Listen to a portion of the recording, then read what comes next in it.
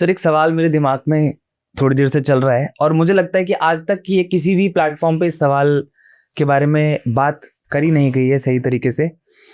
आपने कहा विवाह, विवाह इंसान का दो लोगों की कुंडलियां मिलाई जाती हैं और लोगों की कुंडलियां मिलाने के बाद उससे एक हम डिटरमाइन करते हैं कि हाँ कि ये योग बनता है, इन दोनों की राशियां मिलती हैं, इनका विवाह करा दिया जाए। आपने एक शब्द का इस्तेमाल किया, स्थान।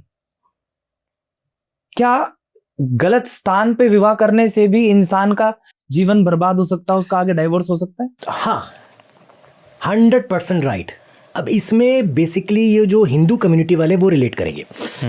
सर, जब विवाह होता है, चाहे मॉर्निंग के टाइम पे हो चाहे इवनिंग के टाइम पे हो, सर एक ना जिस अग्नि के फेरे लिए जाते हैं वहाँ पे एक छोटी सी गड़वी रखी जाती है जी, घड़ा रखा जाता है जिसमें चावल पूजा विधि वो ब्राह्मण तैयार करते हैं। बिल्कुल, मोस्टली ऐसा मैंने देखा है और ये सही है और ये रिलेट करेंगे।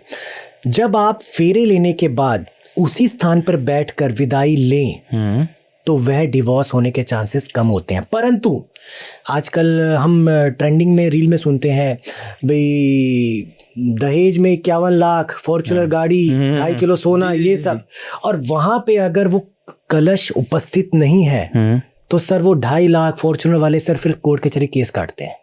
यानी वो कलश उस समय, उस विधि के समय, उस विदाई के समय, उस व्यक्ति विशेष के समय माता पिता और वर वधू के सामने होना ही होना चाहिए जब तक विवाह संपन्न, जब तक कन्या को माता पिता विदा ना कर दे। अगर वो हटा के आपने साइड में रख दिया कि अब तो बात करते हैं भी हाँ क्या देना है, क्या लेना है, क्या है, सर वो रिश्ता नहीं चलेगा, दावे से कह रहा हूँ। इसीलिए लगन पहले कर लिया जाता है, फिर उसके बाद शादी की जाती है। बस जब आप किसी ब्राह्मण को बुलाएंगे, जब वो शादी की डेट निकालता तो एक आप लगन पत्रिका बोलते हैं जी, जन्म पत्रिका, लगन पत्रिका। उस लगन पत्रिका में वो सब लिख देता है, इस डेट को इस मुहूर्त में शादी हुई है। वो लगन पत्रिका वहां मौजूद होनी चाहिए और जिस व्यक्ति की वहां नहीं है मुख्यतः उसका डिवोर्स 100% होगा।